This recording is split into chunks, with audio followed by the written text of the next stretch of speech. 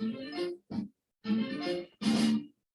it's Shop Talk, baby. This is the show where it's okay to be here. We're talking from Yale to jail and from the church house to the pimp house. Nothing's excluded on Shop Talk. So if you don't have a phone, I suggest you borrow one. Call in and voice your opinion live every Saturday morning from 10 a.m. to 12 noon. Yeah, that's right, 10 a.m. to 12 noon.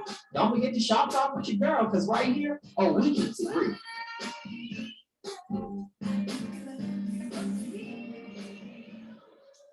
Good morning to you. How you doing, Amber? I'm doing well. How are you doing? I'm doing lovely. For those who are just tuning in, you're listening to Shop Talk with Mel, and today's guest is none other than Amber, and Roogle, the movie guy, will be joining in a little bit later. Today's topic is free your mind. There's so much going on. It's like, what's on your mind? Let's vent. Let's do what it is that we need to do just to get it off our chest to start anew.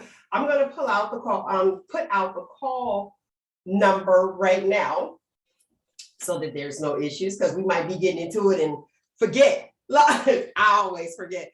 The phone number here to voice your opinion live is 619-902-2287, 619-902-2287. And guess what? For my lovely people, you can text it if you don't want anybody to know who you are. You don't want to call it. They be like, oh, wait a minute. I know that voice. Hold on a minute. I know that voice. So instead of doing that, we got you covered. All right. So good morning, Roogle. Good morning, Amber. And thank you for tuning in. Good morning. Yes. How was it? How was your weekend? My weekend is going good. Actually, yesterday was my anniversary. So we got to figure out what's going to happen, because my week was crazy. So Your week it's going to was go crazy? be extremely crazy.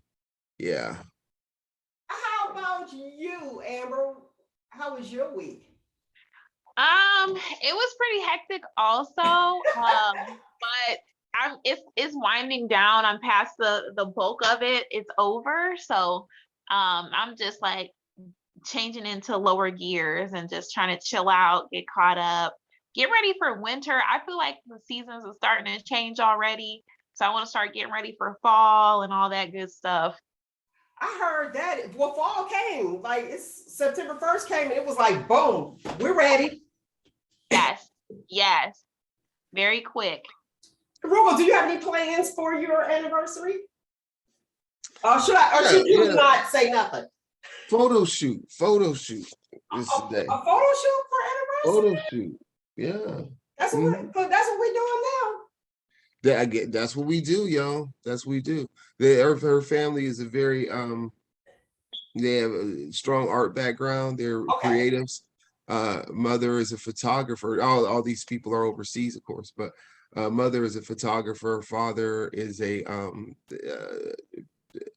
makes and designs clothing and that sort of thing. Siblings do the same as well. So photo shoot it is. Photo shoot it is. I have a lot of African garb I'll be wearing today. So we'll see how that works out. You said we'll see how that works out for the photo shoot.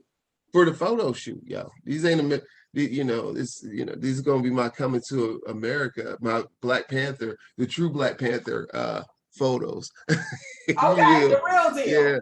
Yeah, because I remember I was asking her something about, like, when that movie came out, like about the stuff. She's like, oh, that's a priest collar. They don't really wear that like that anymore. You know what I mean? Blah, blah, this and that.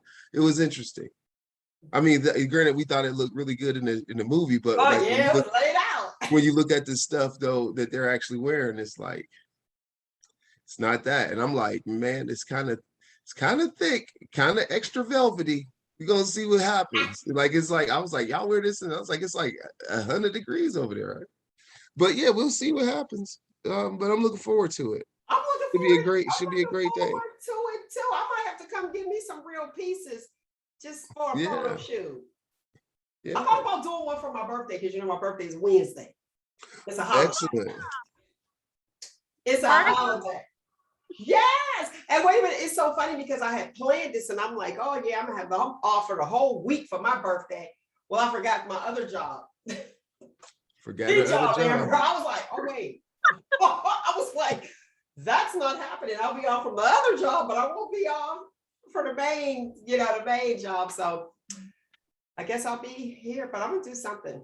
Are any of you or either of you one of those people who celebrate your birthday all month? I used to be. Especially when I was in college, I was like, I would start celebrating my birthday, well, pretty much after after December 31st, like Oh, my birthday's in January, so but it's the 19th, so I just kept the party going from New Year's all the way to the 19th, and then like, I mean, so to the point to where I'm like, oh, you're supposed to be you're supposed to report to college, on the 15th. I'll be there on the 20th. You know what I mean, that kind of stuff. what about you, Amber? I actually don't really celebrate my birthday at all. So Okay. yeah, my birthday was on the 30th. That's why I said, oh, we're Virgos. That's it. Like that's the thing. We're fellow Virgos. But yeah, I normally don't do much for my birthday. So wet blanket. Okay. Is it religious reasons or is it just personal? Yeah, just, I mean, I might do a little something, but I can just as easily not. So Okay. I remember doing, I didn't do the whole month, but if I had like something planned and it was a bus, I would plan something else. So I remember my cousin Terrence was like, how many birthdays do you have? And this was a long time ago. It was so funny. We were in Cleveland. He was like, I thought we had that. I said, yeah, that was a little set. I said, now we're about to go here. And, we had a money bowls. Do you remember the money bowls? Now that I would do, now I used to think it was kind of tacky until I went to Cleveland. Friday, Saturday, then you go skating on Sunday or whatever, I wore my money bow and cleaned up. Don't worry about a gift. I got my little money bow. And you could just go out. So, well, I do know someone who goes out now. And that's like a throwback type thing. If you want to just wish, here's some money. Today, 2019, she had a money bow on in Walmart. And I said, well, I guess. And it worked still. Some people didn't know. They were like, well, what is the money bow for? And then she explained it. It was like, oh, here you go. People were just giving dollars. I said, now that's a good hustle instead of the cardboard box talking about, we'll work for food. That's a good hustle. Right. Hey, they don't know if this year you can be your birthday 3, 4, 5 times, 6 times a year. Right. Or Denny's. Was it Denny's? It was one of those where you get a free breakfast or Yeah. Denny's. True. Yeah. Until they start carding you. You was like, oh, I'm gonna hit up all of them for the whole week. Roogle said the whole month, party. Yeah. I mean, that was my younger days when, but as an adult, I'm just happy to get a cake. A cake that I probably ain't gonna eat, but that's the bare minimum. See, I'm with you on that. I believe everyone should have a cake. And you're right, you probably won't eat it, but you have to have something on your birthday, like on the actual day. I am that person. Just like kind of like with other holidays, it's like, okay, you did well. And if it's like a graduation day, that's why I was on you so hard, Roogle. What was it, Christmas? Was that Christmas? Yes. Know. And I said, I'm not going to be keeping these gifts all year until you guys come. I was like, here, meet me here. But I think that you should get it on your day. I am one of those people. It means so much more. They were like, oh, okay, well, my party is on this day or Saturday or whatever. And people bring gifts then. It's just not the same as the actual day, even though it's a boring day.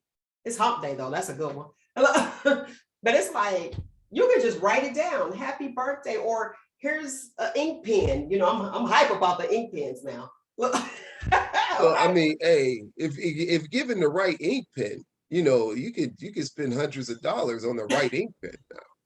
Let's not underplay ink pens. Now, if you just give me a regular old big, You know what I mean? Regular old plastic ass big, it don't even click. It don't even do that. You know, just Right. a regular stick one. You know, like I don't. We're just that like, I shit need to be- click or something. Yeah, I needed to click.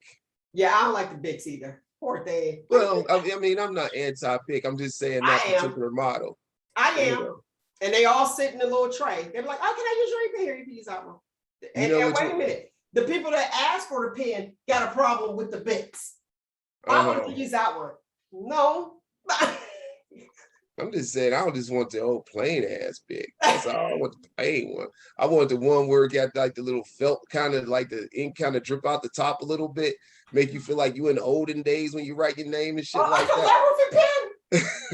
like yeah, like Oh, he dearest Clarice, I write this letter hoping that you are well and the family is stable and the farm is doing prosperously over this winter break or whatever. You know, I want to be extra old timey when I'm writing.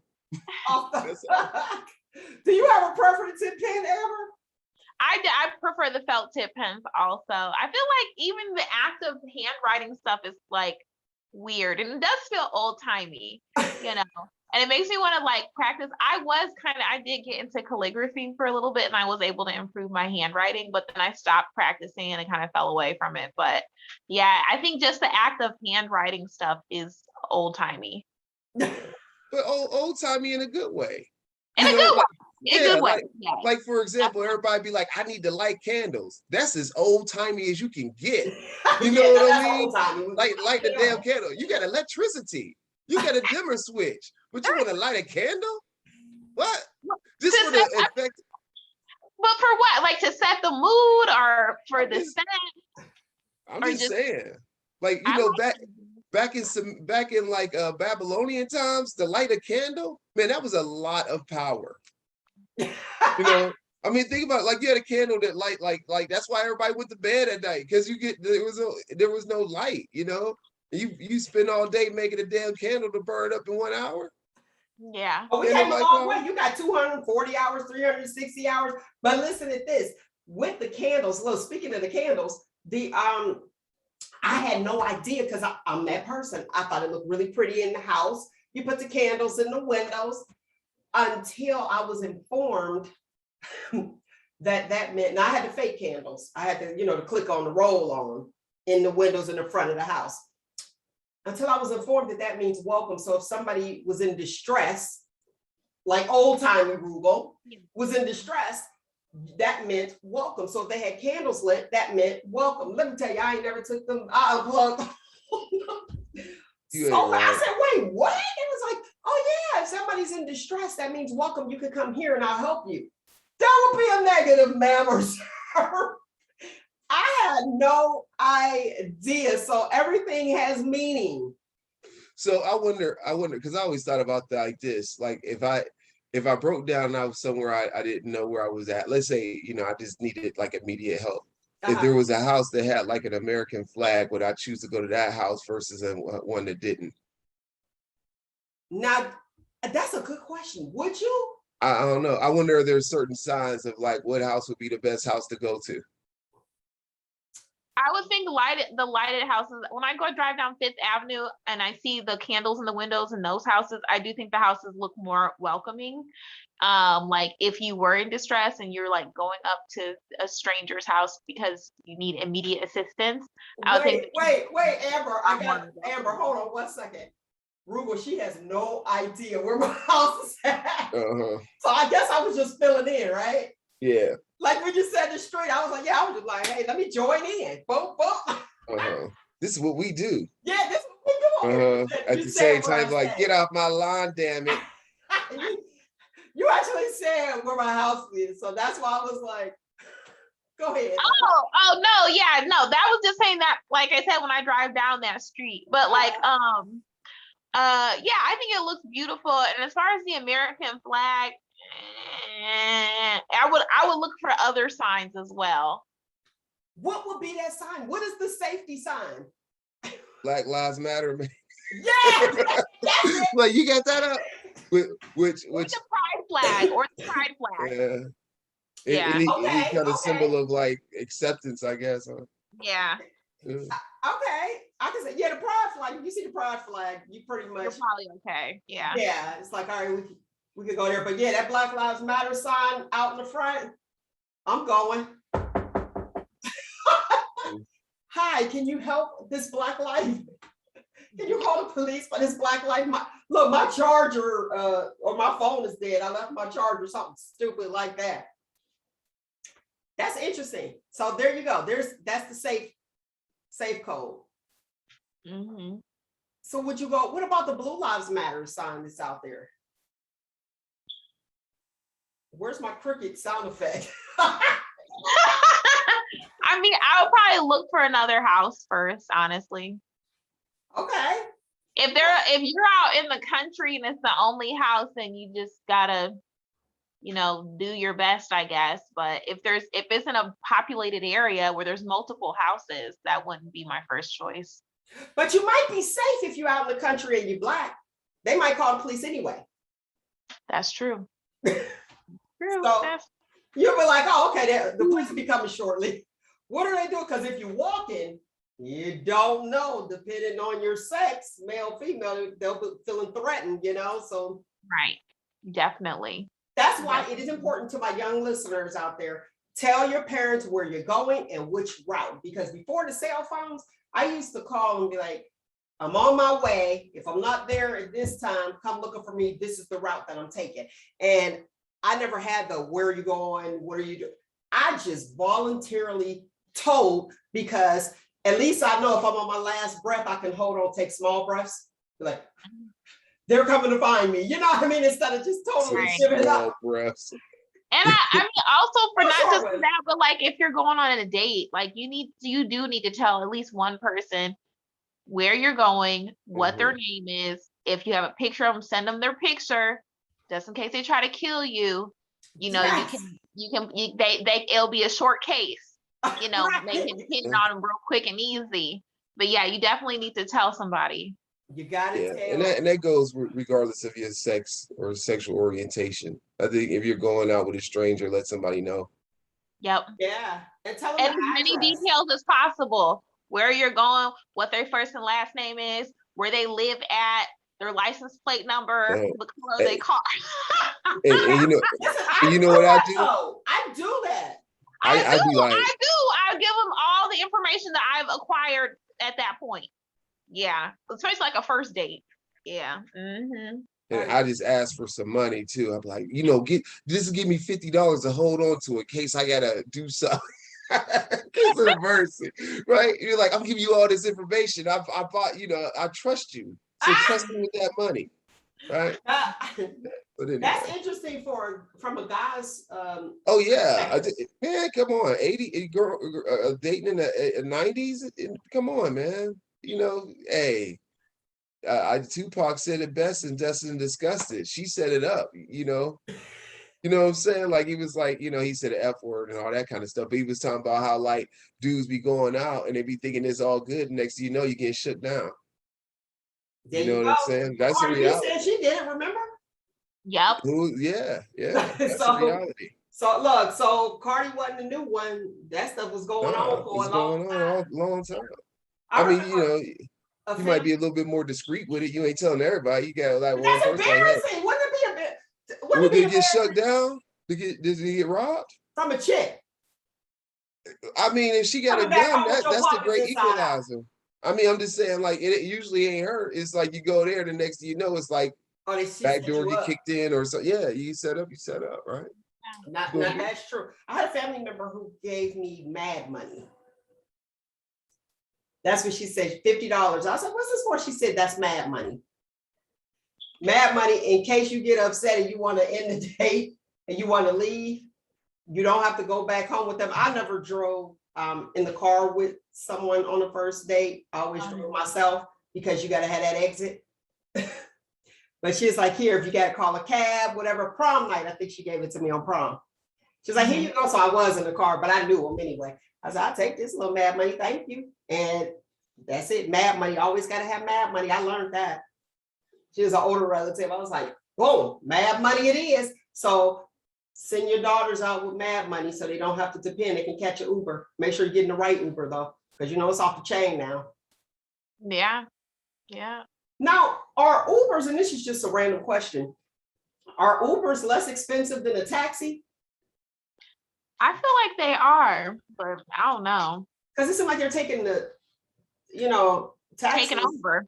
Yeah, taxis is just like an old thing, Roogle. Like I, I, back. I just think the thing is this the speed of it, right? So if you're in a big city and you walk outside your hotel room, there might be cabs lined up. You just hop in one.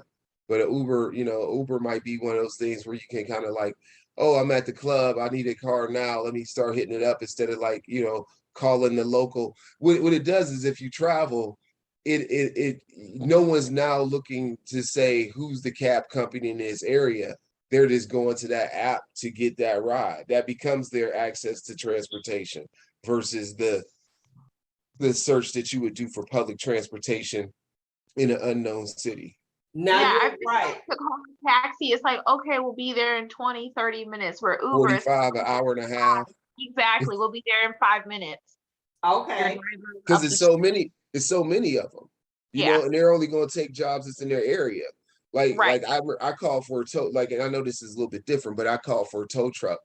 And his tow truck had 90 minutes, said they would be there in 90 minutes, didn't come for 3.5 hours, and they weren't even there at that point.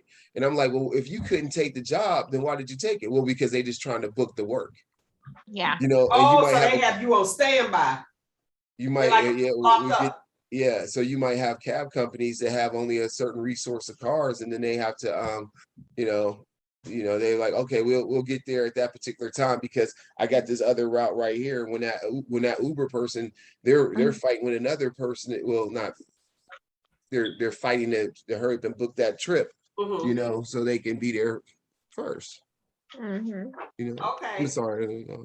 Now tell me, the Ubers, like with I would think that the taxi companies, even though they take longer, I think it's more safer versus like the Uber, because it's an app and then don't they just disappear off the app?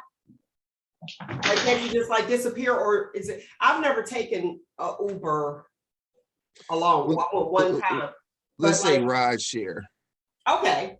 I think that's the technical term for it, isn't it? Ride share. Oh yeah, because you got Lyft, you got a lot of them. Yes, Yeah. ride share. I think that's it. But I don't. I mean, when I got in the Uber, I never really had a fear of like, I mean, like, oh, I feel like I'm in, like it was less safe. I don't know. I just never felt that way. But I get in the Uber, I start talking to people like, yeah, what about this place we're in? Blah blah blah. This place, you know what I mean? Oh, so you're not So, afraid of scary movies, huh?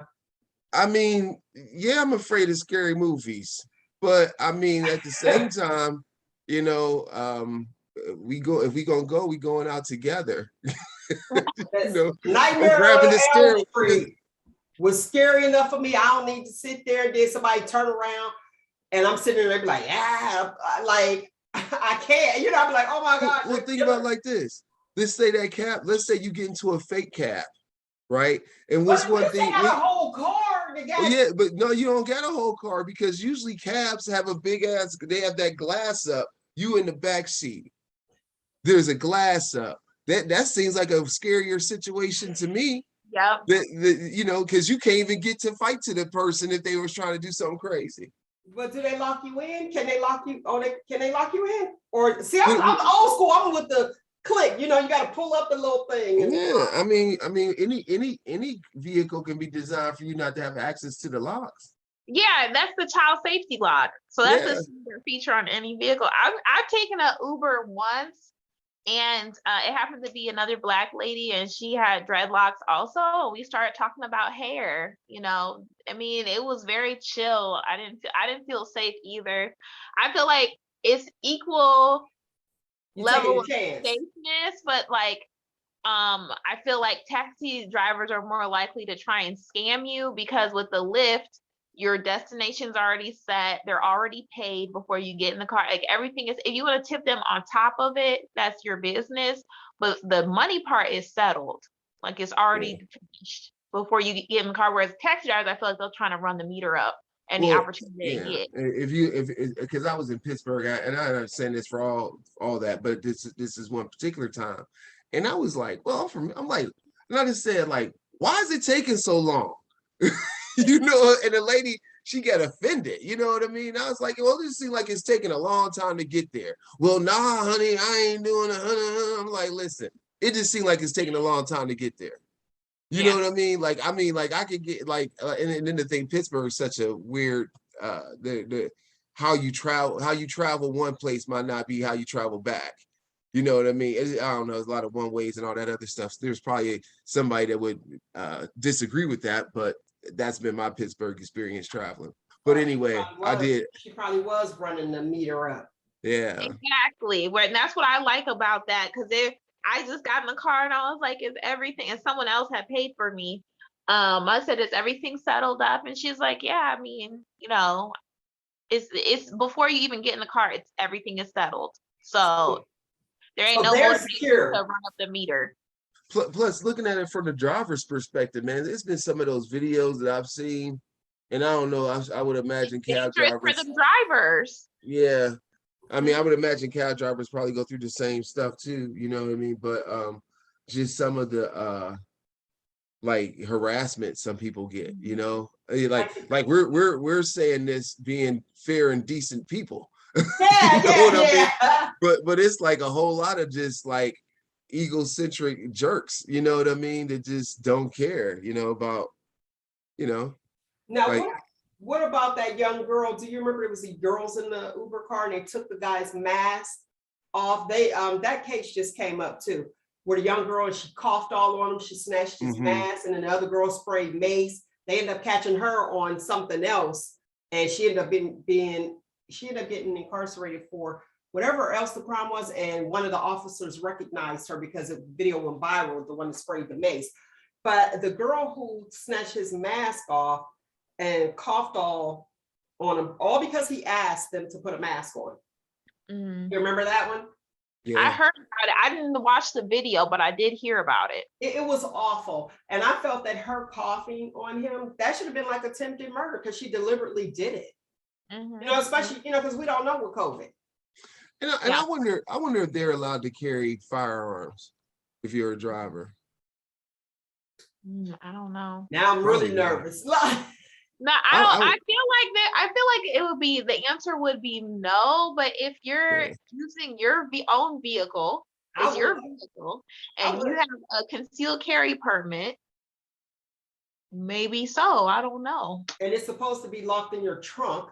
The ammunition It's supposed to be locked in your trunk, no way. Even if you have a concealed and carry, can you still have to be locked in your trunk? Separate. Like the ammunition needs to be somewhere different than the actual. Even if you have a concealed and carry?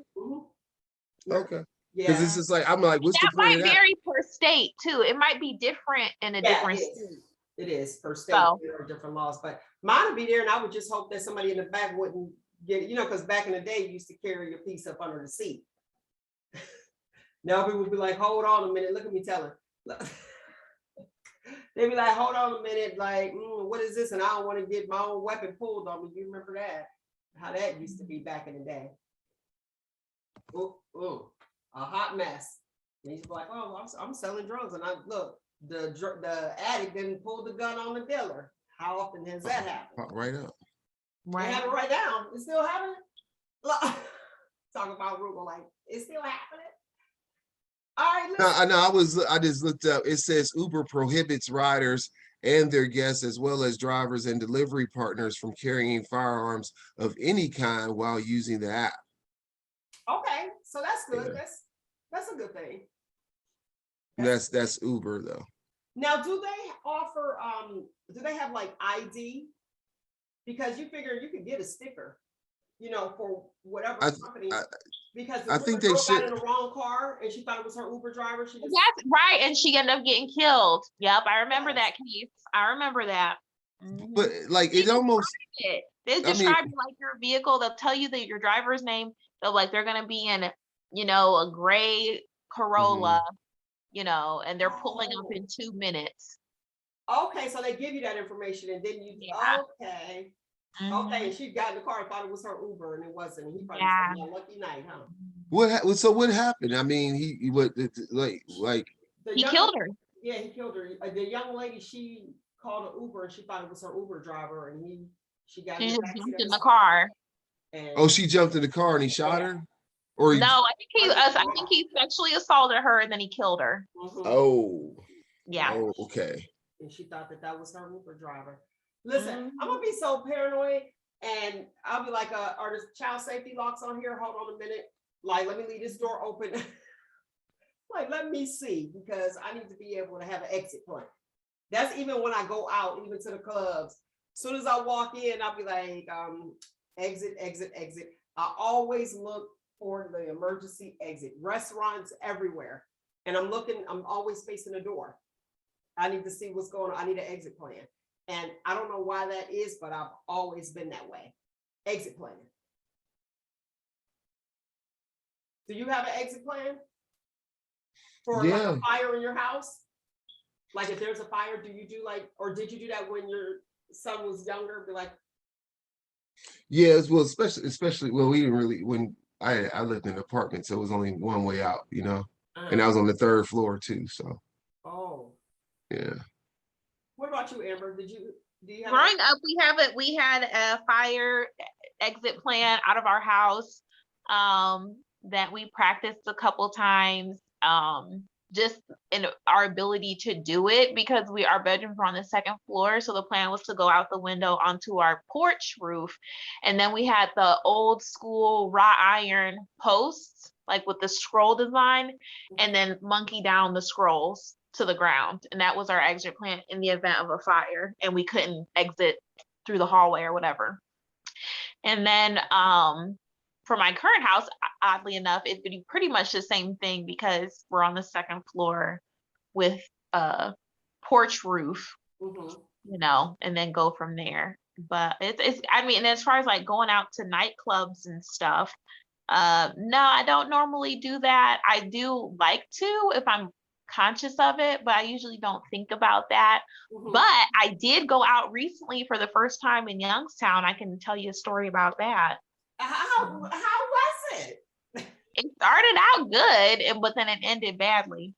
Oh. So, yeah. Oh, Yeah. I hope it So wasn't. I probably won't be going out in Youngstown again. Oh. Well, Yeah. it used to rock. Like it used to rock. We would do the doggone thing. Look, sometimes Well, it's gotta be depending on where you go, but it's been like in the Youngstown area, it was where you went. Because there's certain places that even out like in Cleveland, certain places that I'm like, I'm not going, and then certain places I do go, but I go at a certain time. Because I did all my fun stuff when I was younger in high school, 60s. I did all that till it was like, and then I don't drink. So I would just be going just to socialize. So it would be early in the daytime or I'm gone. Listen, I will always leave. And this is when I was younger too. I will always leave 30 to 45 minutes before the party ends because that's when all the fights and everything will break out. And my thoughts were people are upset because they got to go home. So I was like, let me go before they get upset because they got to go home. Because when it was time to close, that it was on and popping. It was like, I'm going to go home. But I would always look. I would always look to see what was my exit plan. Even younger, like we had talent shows. We had variety shows. We would have the talent shows. I always looked. And whoever I was driving with, because I would be driving and I was like, listen, if something goes down, meet at the car. So you get out your way, get out how you get out, but let's meet at the car. And this one time, it ended up being a shootout, and they were behind my car. So, which was crazy. Because they were behind my car shooting my little Chevette. Roogle, you remember my Chevette? Mm-hmm. My Chevette. Everybody who was anybody had a Chevette. Right, that was it. They used to call mine the Great Cloud of Depression because I never watched it. And it was great. But they were shooting behind my vehicle. And it was the first time that my little cousin, her mom's a pastor, she's a PK. She was able to go out. It was her school party. I didn't want to go. I'm gonna be honest. I didn't want to go. But she was like, the only way she can go, I didn't want to go skating. That's what I like to do, skate. She could go if you take her. I said, okay, I'll take her. Went over there. It was a whole shootout. And how do you say, oh, my aunt is the pastor? Like, I gotta find her daughter because listen, shoot, I'm gone. And I ended up going like down the back stairs of this place. I didn't know they had like a whole extra party down there. It was I went the back way downstairs, and it was a whole bunch of white guys drinking beer. It was like another bar. It was a bar beneath this hall. Ran up the street, and they were shooting this guy. I just walked past him. I guess they were looking for him. They were shooting at him. I ran in the house. It made the news. And when I ran in the house, stranger's house, everybody sitting on the floor. When I ran to their front door, the guy said, hit the deck. And then that's when I realized I was in danger's way, all the way around, because I'm like, I'm in somebody else's house, like sitting on the kitchen floor. And then after they stopped shooting, I left out. They were like, are you okay? They were really nice. They were like, are you okay? I said, yeah. And then they ended up saying on the news, it was like, yeah, people were running in neighbor's house. The front door was open. Keep them doors shut. Yeah, that's what happened when I went out a couple weeks ago. I went out by myself, and yeah, it started out good. I was bar hopping, and I started out buying myself drinks, and then guys started buying me drinks, and I was wearing like 5-inch stilettos, and which girls don't dress that like that around here. And so that should have been my first indication. And so by the time I got to I linked up with some girls I just met. We were having a good time. By the time we got to the fourth bar, we were like on the south side. And in there, I had to pay a cover charge, which I didn't like, but whatever. I paid my cover charge. I went in. 5 minutes in, they started shooting. And so everybody got down, and I got down. And then maybe like 2 seconds later, everybody starts rushing towards the exit, and I get knocked over and trampled, right? And then so then after I get my bearings, I start heading outside too. And then they start shooting outside. So that everybody that was like right near the exit that just ran out started run back in to the building for cover. So I got trampled a second time. And and then these Hispanic girls, I had they were bad. They're so cute. There were buckles all the way down my leg. You know what I'm saying? The shoes. So I was trying to unbuckle these shoes. Plus I was drunk. And so I was taking forever to unbuckle my shoes. So these girls helped me unbuckle my shoes. And they were like, run. So then I had to go run across the street, all through the parking lot barefoot. Wow. And my ankle was hurting for like 3 days after that. I was so mad. I was mad. What you say? You were I was mad. I was very upset. Like, about I put these shoes on.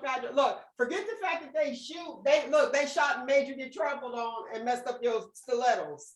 Right. I mean, it was ridiculous. It was really ridiculous. I'm still mad about that, because it's like you can't go out and have a good time and just, mind your own business. So, right. Right. It's like, where do you go? Now, speaking of cover charges, how do you feel about festivals charging you to pay? Like you have a cover to enter. Yeah, I call it a cover charge too.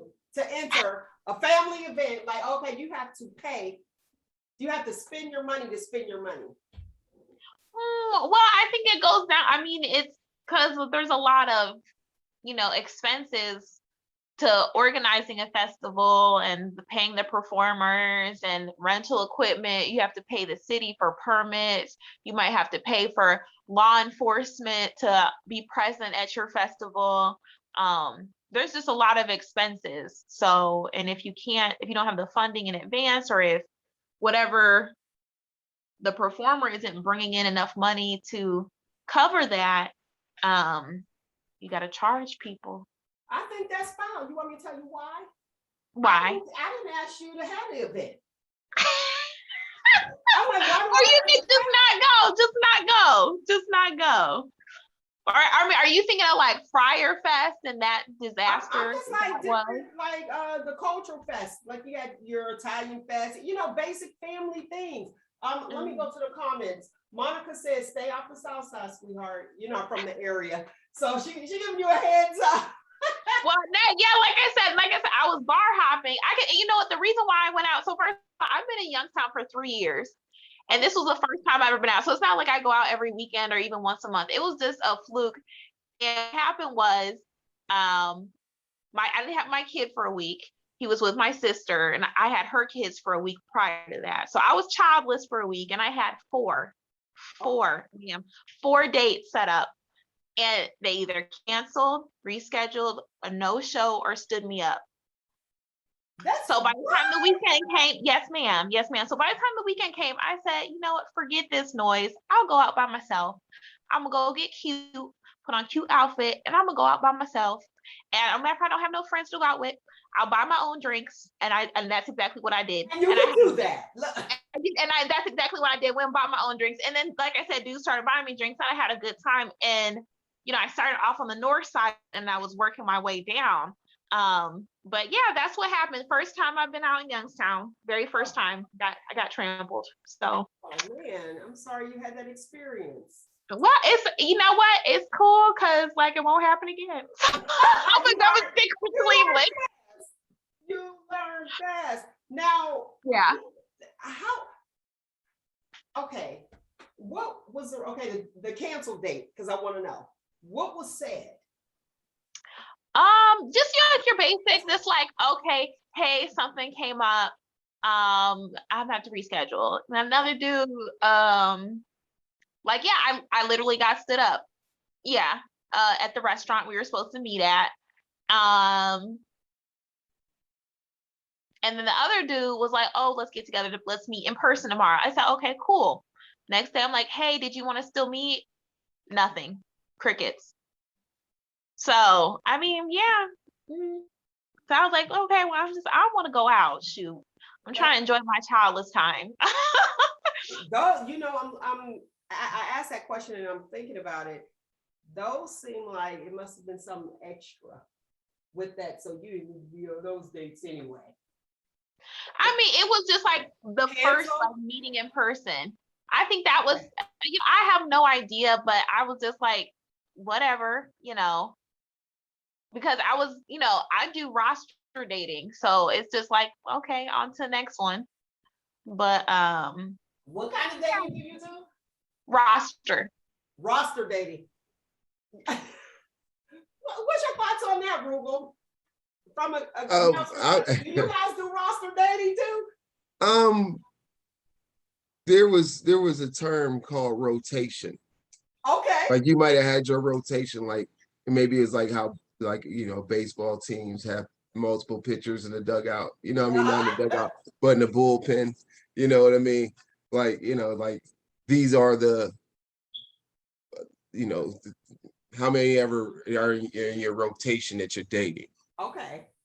But it might be, not a whole bunch of new dates. I mean, not new people, but you might add someone to your rotation. But the downside with that is that like if you get a really strong rotation, you might have something really good fall off that you're not, because you're just preoccupied with everything that's going on. Okay. Yeah. Okay. I know that good one will fall off, be like, oh, you don't have time. Well, I mean, like, yeah, but you might, your whole thing might, becomes a lot. I think I shouldn't say everybody, but, some people have that opportunity to, sometimes it's hard for somebody to have one person to date, let alone multiple people. So. I think it depends on your situation. I do encourage it for women just because typically women get emotionally invested prematurely. So if you're dealing with, if you're not giving one guy all of your attention, that's going to reduce that from happening so that you can remain objective. I agree. So now, and men do the same thing where it's like, you don't want to put all your eggs in one basket too soon. And see, I'll be running. like, you're too clingy. This and and honestly, when you say women get emotionally invested, see, that's a problem. I'm so invested in myself and what I have going on. So it's like, you can come and chill, tag along if you want to, but this is where my head is at. And I think that a lot of women would appreciate if men would say where their head is, instead of thinking, like, okay, we're going to be together, or giving them false hope. Because I hear women constantly say, like, I was minding my own business. You came and had an interest in me, and you want to date me. So now I put this to the side. Yeah, Roogle, you can say what you want to say in a few seconds. But I just, wait, let me finish. And I stop, and then all of a sudden you want to ghost me. Hold on. Right. Go ahead, Roogle, what you got to say? I'm just saying that it takes two. Being in the world of sales, what I've noticed is that you get to a point where it's like, hey, I got a product, right? I got this product. You need this product. And guess what? You may already even have this product, but I got the better product, right? That's what we're doing. Now you choose to buy, right? You choose to buy. And the thing is, you got to choose. If that product no longer works out for you, you got to take responsibility and say, well, you know what? I don't want this product anymore, right? But you get people, and this is for my situation from sales, is you get people who, even if you offer them a better product and they be overpaying for a product that does less, they're gonna still stick with that product because I ain't ready to change yet. I got to think about it. It's like, well, what more you got to think about it when I can show you all the value? I can show you all the value with this new thing, but you're going to be caught up in this old thing that you got here. You're going to hang with it because you're too scared to take it, to step out of the thing that don't work for you. But now it's somebody else's fault because they spat game at you and you couldn't realize what you was doing, even if they were offering a worse product than the product that you got, just because you thought you needed change. Come on now. This one thing about this sales that kind of got me like, you got to look at that from the perspective of you also a consumer of the product. And if this product is no longer good for you, then you gotta make up your own mind a dip. We be having brand loyalty to brands that don't deserve our loyalty. Now you're preaching. Now you're preaching. Yes, I'm gonna say, and I think that to me that sounds like personal accountability, and you have to take accountability for how you contributed to your situation. But what you were discussing early on was that women would appreciate men were honest about where their heads are, and I'm really kind of to a point where men intentionally are dishonest. It's not, well, they just don't know. They don't know no better. No, it's intentional, and I feel like I'm not Captain Save-A-Ho. It's not my job to fix you, to heal you, to be your therapist. Listen, if you're not where you need to be at mentally, I wish you the best. I'm gonna keep it pushing.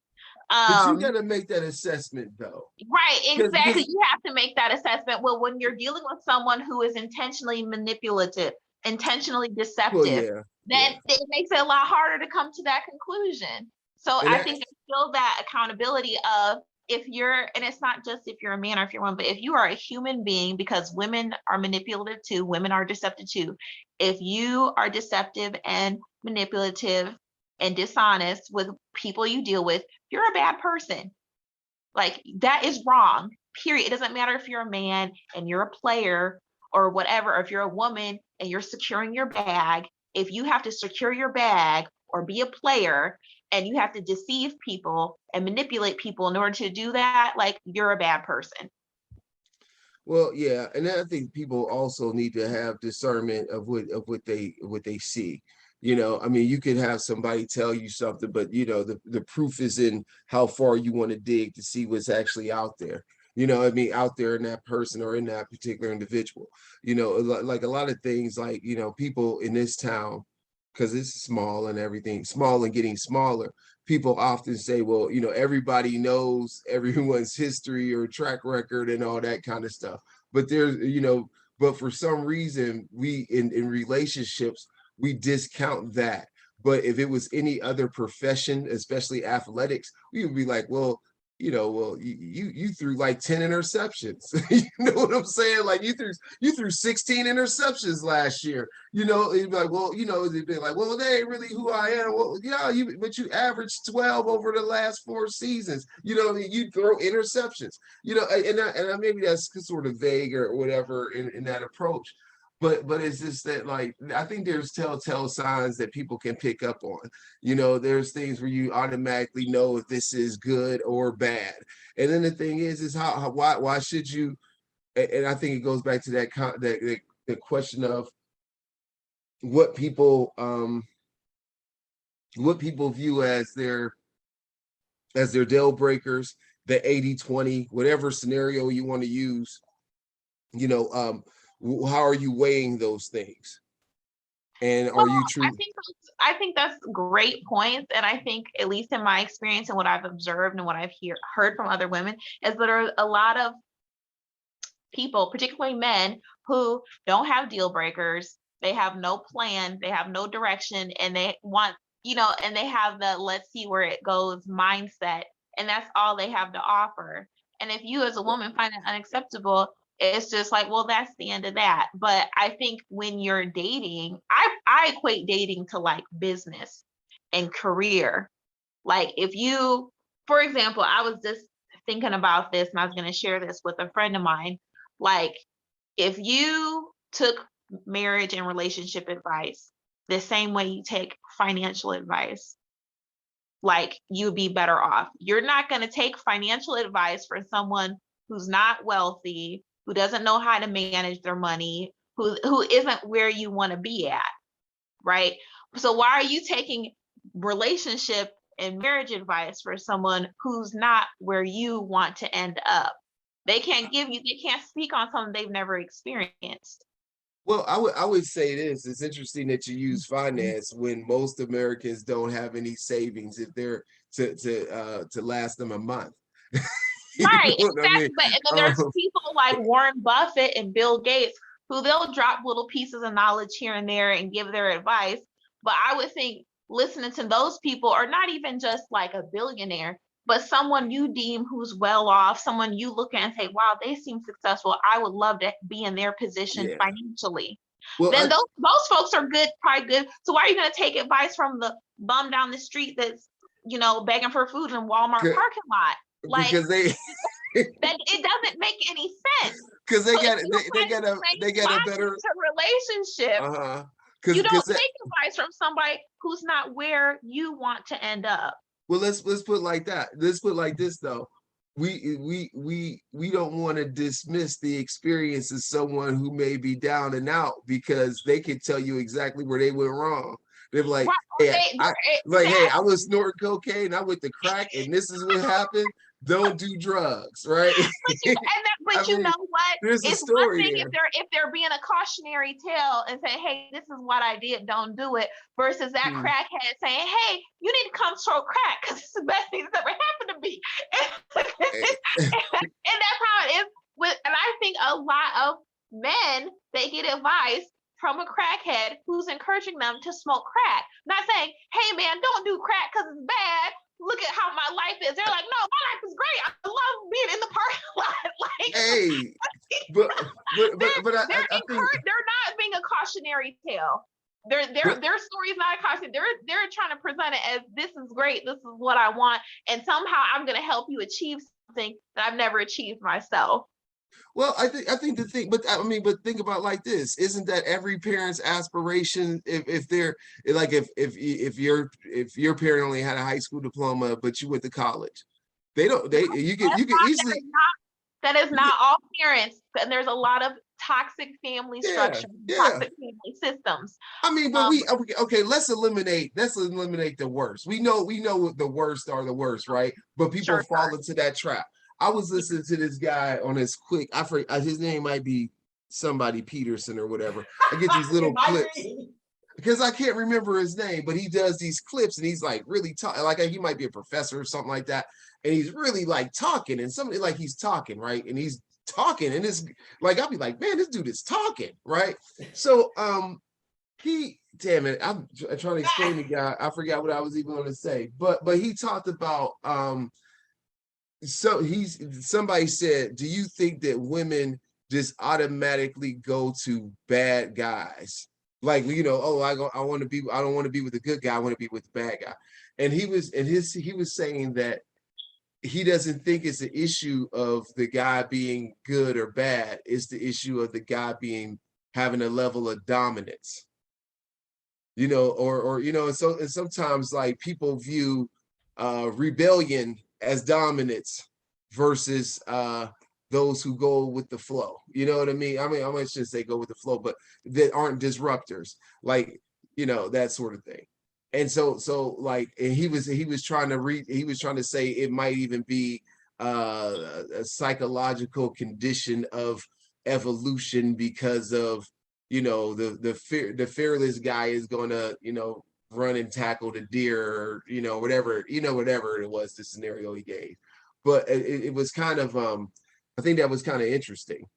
I'm interested to find out who it is. So when it comes to mine, send me the link. Yeah, I'll send you one of the, so I can listen to it. I believe some of that. I believe that when they say daddy's girls, mama's boys, people tend to date Their parent. Like if it's a daughter, how her father was, and if that's what you're looking for.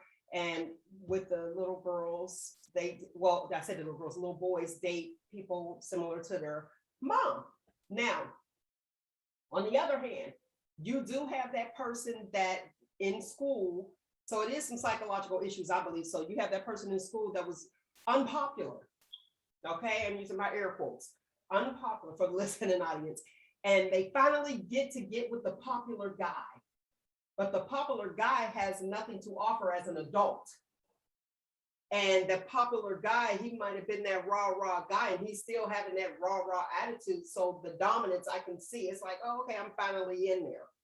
Now, I do want to go back to you when you were, Amber, when you were talking about the dates and they canceled. And Roogle was saying, he gave his analogy of the salesperson, which is good, because yes, you overspent, meaning you invested a whole lot of time in something that you should not have, and you needed to know when to cut your losses. So I love that analogy that you use. And then you have that person that you wouldn't even normally give the time of day, because you're like, okay, well, this is what I like. I look for people that have these qualities, like what you were saying, Amber, when you were saying, if you want somebody, you want to be here, you need to get somebody that's there. And then you guys can go ahead and do things. You can get to where you can achieve your ultimate goal. Put it that way. I mean, as far as seeking advice and guidance, like if you're seeking relationship advice, like you should just seek it from someone who's already where you are currently at. Right.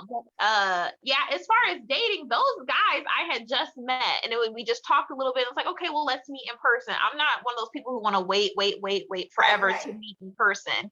But here's my thing. Here's my thing with that. What I wanted to talk about with that is there's somebody that you give a chance to. That's what I was going with him in his analogy. And yeah, you put your sales pitch and you're like, you know what, this is different from what I would normally talk to, but okay, I'm gonna give you a shot. And then you give the person a shot. If for some unknown reason, those guys, I ain't gonna say all, but most, I done gave you a shot, and now all of a sudden you trying to treat me like this one over here, the high price stuff. And it's like, wait a minute, I invested the time in here, so we got time invested. I done gave you a shot, I would have never gave you a shot, but I give you a shot now, what, you all that? Or you come off confident and you know my history, so you know where I'm at, and you're like, oh, okay, and then I give you a shot. And then you want to come and try to treat me like I'm nothing, absolutely not, or like you cold. I dated an ugly dude that I normally wouldn't even date. I ain't even gonna lie. Hey, all of a sudden, okay. You preaching. He was cold. You preaching right now. You preaching. But no, it's like you said, it's psychological. It's psychological, because basically it's different for men and women. But basically that ugly dude is getting confidence from being able to stand next to you. And then on top of it, if you sit here giving him pointers, how to dress better, just uplifting him, you are quite literally uplifting him. So now he's going to start acting brand new. And that's good, but you ain't about to talk to me, honey. I'm beauty, you the beast. I'm about to go. Look, look, run tell that. Well, Tell I that think the story. thing is that like, I think the thing is that we have people that sometimes are like, okay, how that person may have been in that shell because of how they looked, it doesn't mean that their personality was a good personality to begin with. They That's could true. have been, they could have been, that monster could have been lurking inside of them the whole time. All that Yeah. hate, all that regret, all that anger, all that disappointment, everything that led them to feel like they were maybe less than or whatever. Now they're kind of like, I'm showing out now. I'm rough and tough and all that stuff. You know what I mean? When it was like when it's like, oh, this is a new persona that you built, but we know what you really are, I you see. know, beyond that. Yeah. Right. And I think there's this trope in our society where it's like, oh, if they're, let's say, fat or if they're ugly, they have a good personality. You don't know that, because let them get attractive, let them get confident. You don't know what their real personality is. They're compensating, as we all do. And some people feel like they need to have greater compensation than others, but whoever they are as a person, their root center, that's who they are. And it's only a matter of time before it comes out, you know. Now, So it's you're- not worth it. I wouldn't encourage a woman to quote unquote date down or whatever, because that scenario you just described happens all the time. All the It time. does. And you know what? Yep. And my thing, honestly, you know, you build up and I want you to be the best that you can be. Here's where the problem comes in at. And I see it often. The problem comes in when now I done built you, and I'm using me as an example so that you guys can get a clear and uncut picture of what I'm talking about. So I build you up and now you want to start tearing me down. Yep. That's where the issue's at. And the issue, and the real thing, the issue is they let their outer appearance be the hindrance to them having real connections, and like, oh, I can't be happy because I'm ugly or because I'm fat or whatever, instead of focusing on themselves and building themselves up so that their true self is more emotionally mature and at a higher vibration. Right. But when you project, like, well, nobody wants me because I'm fat. Nobody wants me because I'm ugly. You're projecting and you're deflecting. Even if nobody wants you, you still build yourself up. You still pour into yourself and uplift yourself. So what they do is they'll sit here and blame XYZ as to why they can't get nobody, why nobody have them, and focus on that instead of focusing on themselves. So that when you do get to the true self, it's not where it should be at. Well, I want to take on, first of all, I want to say this is that pure charisma overcomes any way that somebody may view you. You know, if you're a person that people like, they just like you. You know, you because sometimes you see, you be like, how did that work? And you be like, but that person has a great personality. That person is just an awesome person. That goes beyond your weight. That goes beyond your height. You know, and all that stuff. But I want to take on the issue of, I think I heard something about dating down. Because could we go into more? Because it was like did someone say I encourage women to date down, or what? She said not to. I discourage them from dating down. Okay. If a woman asks me for advice, I'm going to tell her don't do that. And I think that's not, I feel like that's something kind of more specific to our community, where I feel like we as women are encouraged to be supporting and be loving and be the come up woman. But as we all know, in any community, in any race, the come up woman usually gets left, you know. And if that's not, you're as a woman, you're not putting yourself in the best position. Ideally, you want to deal with a guy who's on your level and he is in a position mentally, emotionally, financially to be the person that you need him to be. Now, if you're 18, you're not going to have the same needs and expectations as a 40-year-old woman. Okay, go ahead. But your dude should be on your level. So do we ever look at someone for the potential? No, because Black women do that too not much. At this age, no. Nope. Okay, so y'all taking it from an age. So y'all taking it from an age perspective. Yes, I am. Like I said, financially, emotionally, spiritually, mentally, whatever you need. And that's another thing that women, that's of the fault of women, is we don't take the time to figure out what do I need? Okay, Well, And then be able to Amber. verbalize One second, that. Amber. Let me hear what he has to say. I'm just kind of curious about this whole thing, because I kind of think, like, if we talk about the potential, like, let's say we're saying like this, if I'm dating a person who's in medical school, Okay, they're not a doctor, okay, that's nice. so let's say they make less than the person that they're dating because they're a student. Let me say this to you first. Let me put this in your mind real quick, Roogle. You're a male. Yeah. Male, in my mind and culturally, is the provider. Okay. So if you want to date the potential, that's cool. But as a female, It's I'm different. not dating the potential. I'm dating the guy. I told y'all, 2 weeks ago, or whatever, when this guy actually said he looking for somebody to build with, not at 50. So you should already be built. You preach it. You preach it. I know. Get out of here. Right now, and I've heard it so many times, and I heard from a certain demographic. And I guess it's okay to say, but because I had to develop an appropriate response to that because I hear it so much. I said, okay, that's great. So I said, okay, that's great. I want someone to build with too. What have you built so far? Right. You pushing 40. What do you have built so far? Because I'll tell you what I have built so far. I can tell you what I've acquired and I've achieved so far in my life. What have you achieved so far? And then let's talk about what we can build together. And let me tell you, every time I've asked that, 9 times out of 10, it's crickets. Crickets. Have no response. No. Go ahead, Roogle. Roogle got one. I just kind of think when we talk about that potential, I think the thing is really examining what that person is like. Like if it's a line of bullshit, if it's like, hey, I want to do this one day, but you, like, for example, you said, well, what have you done to get there, right? If you tell me that you want to be a filmmaker, but you don't own a camera, there could be a problem with that, right? I mean, there could be a problem with that, but I think though, the potential that I'm talking about is not like, because I think, like, sometimes, and this has been a conversation that I've heard. I don't know. I'm trying to think, have I ever actually been privy to it, like been involved in it, but I heard about it, about you might have a successful Black woman and she may date someone who has a profession that is not so glamorous, but that's that okay person. too. But that's okay. But when we talk about potential and growth and building, it may not be okay. Yeah, I think that's my opinion. It's not okay. And I used to use the term glamorous, but I'm talking numbers. See, I'm you're talking numbers, but glamour. Who said glamour? Did I say the word glamour?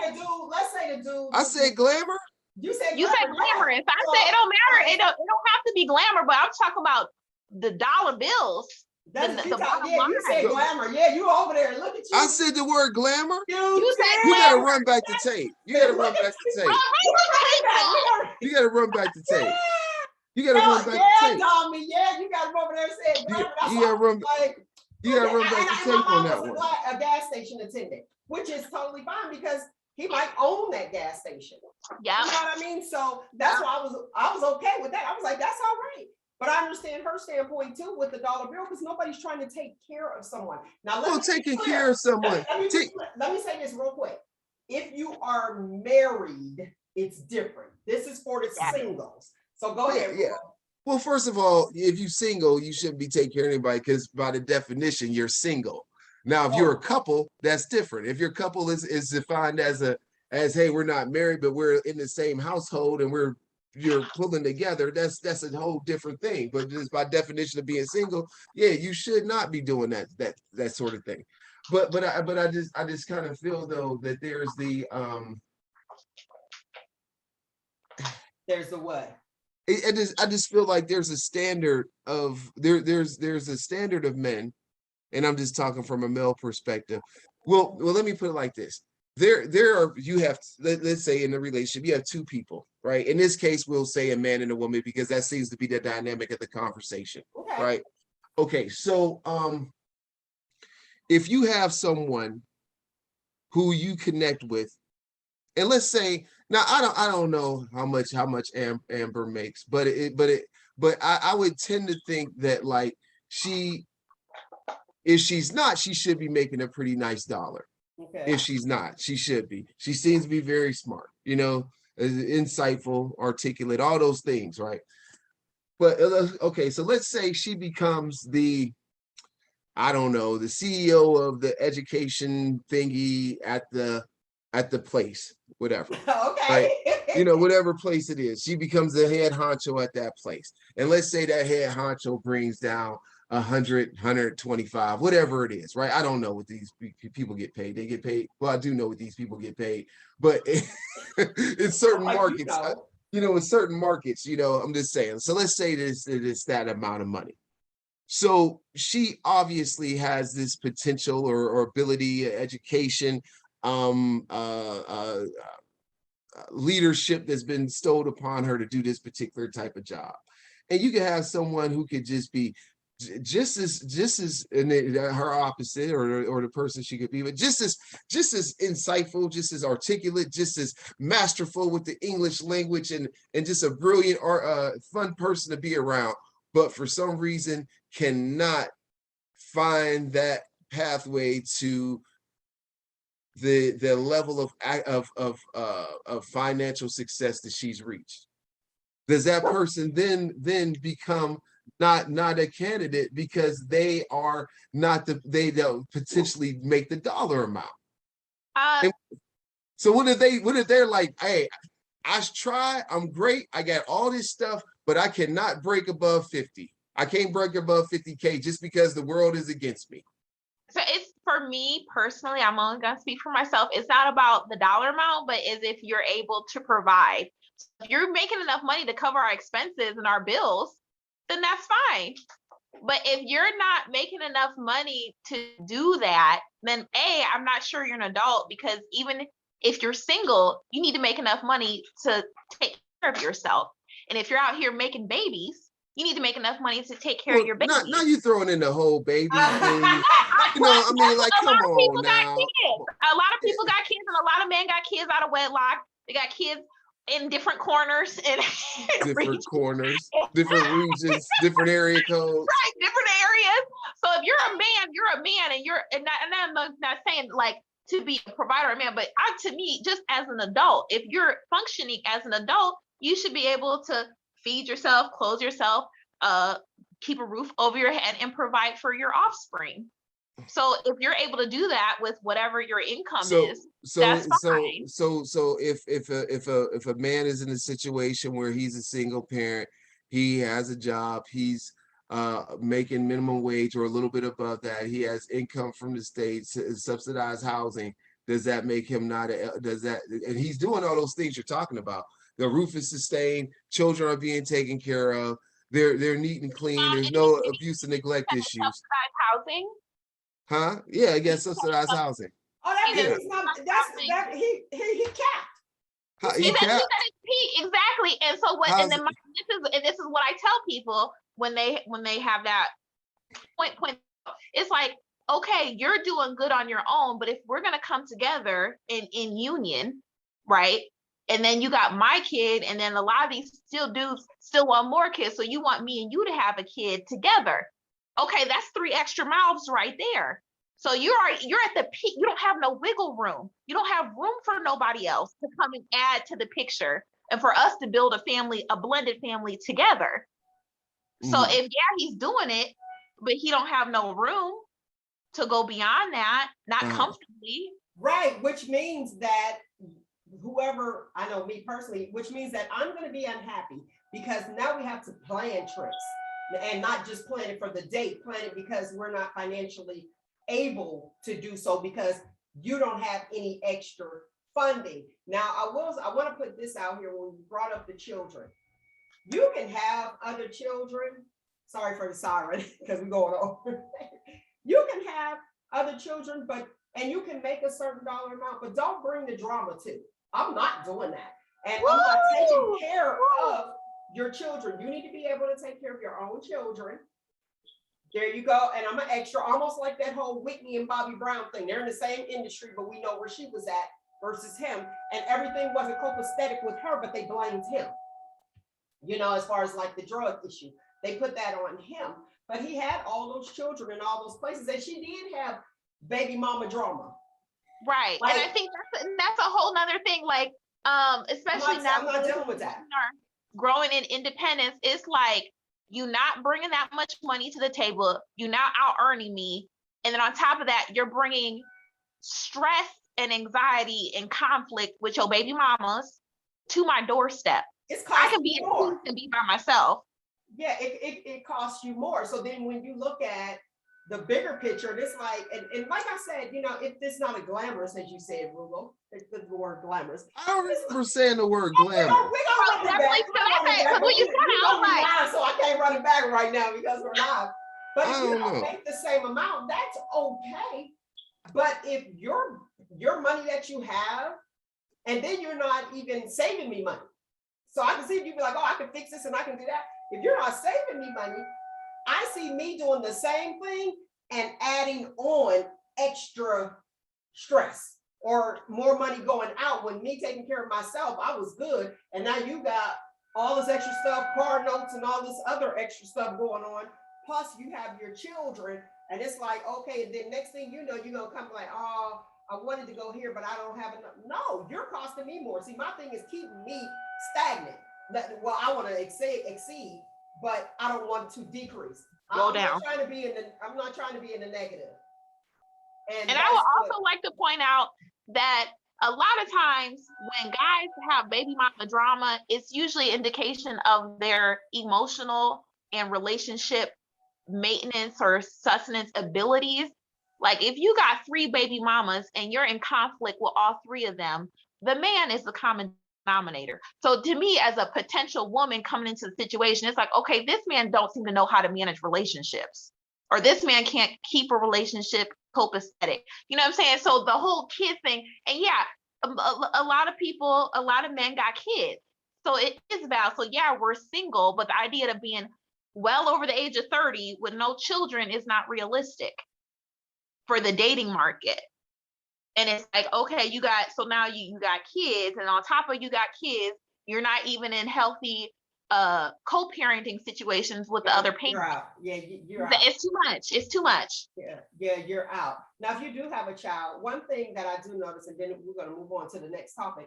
One thing that I have noticed is where someone may have a child or children, and you have these women that want the relationship so bad that they're pretending to be stepmom.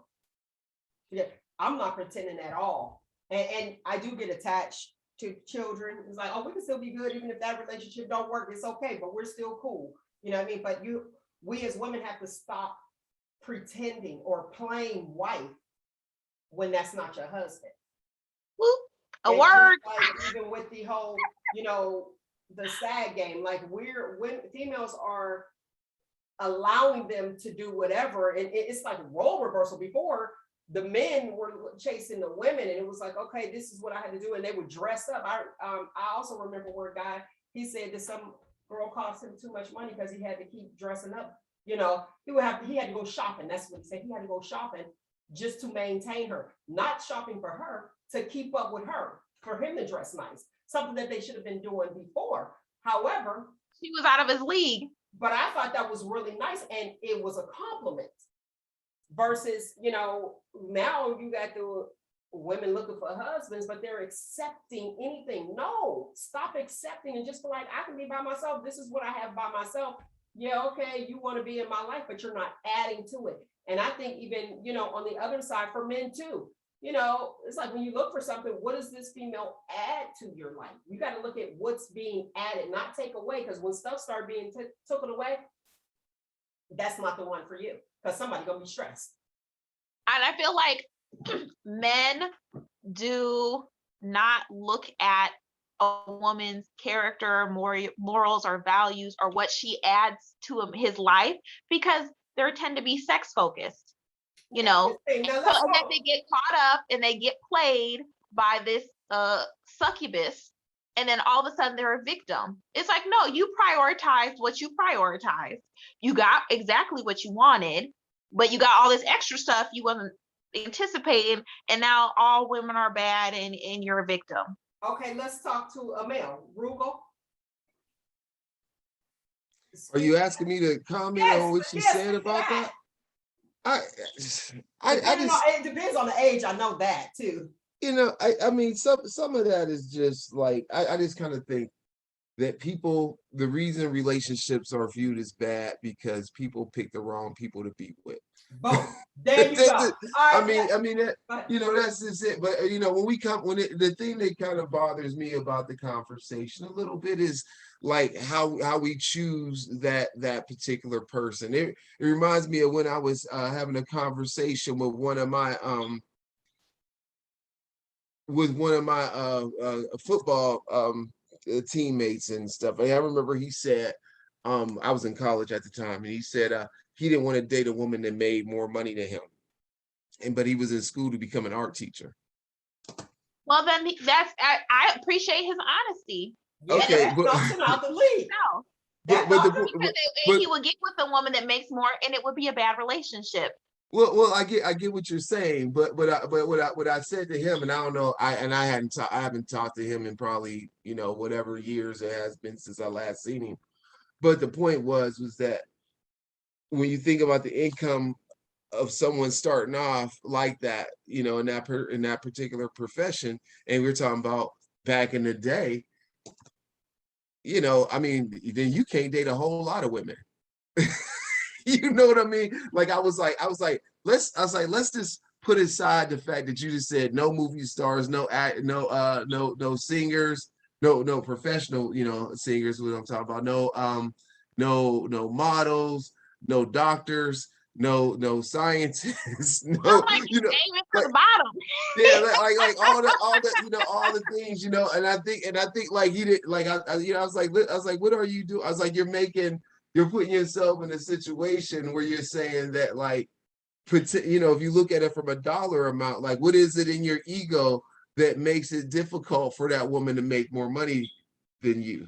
Right. Well, you know, especially when it's not like he's saying that I'm trying to be this inventor or this, you know, I'm going into a great profession, but a profession that doesn't pay oodles of money. You know, there's a potential of growth and income as you, like, you know, go up the line, you know, do this, become that, you know, that kind of thing. But when you think about it from the beginning, and where it would take, if you say, like, if you're like, you know, your first 10 years out, and people tend to get married in their early 20s, mid 20s, or what have you, you know, you are eliminating a lot of choices. All right. Well, let me say this because we got to move on. Yes, you do, but I do appreciate, just as Amber said, I do appreciate his honesty, because it probably will end up being an argument later on if you date somebody that makes more money constantly, where somebody has to come down or dummy down to make somebody feel comfortable. Now let's go on to this. Guests paying for their plate when you are invited to a wedding. This is what's trending. When you're invited to a wedding, you RSVP. Do you think that you are responsible for paying for your plate because you didn't show up? So I've been married. I got married and had a large wedding, and I think it is incredibly tacky to RSVP yes and then not show up, because weddings are expensive. It is a lot of money. Okay, so and you should be inviting your friends and family and people that actually care about you and your relationship. Question. Listen to the question. So do you think if they RSVP'd and they didn't show up, they need to pay for that plate? It depends on the cost. Is it yes or no? Yes or no? I'll let you think about it. Go ahead. I would say it depends, but I'm gonna say no is my final answer. Okay, go ahead, Roogle. I'm gonna also say no, just because, I mean, let's say they don't come, but they send you a gift or money. Do you expect them to pay for it? That's the question. I mean, the whole idea of expecting something in return as a gift or a card is that payment, ain't it? I mean, when you think about it like that, from that perspective. Now, okay, so let me ask you this. If you were invited to a birthday party do you expect a gift when you plan that birthday party? If you're me, no. No, Okay, now you planned this wedding. Do you expect a gift when you plan this wedding, when you're doing your guest list? Do you expect a gift? hope for a gift.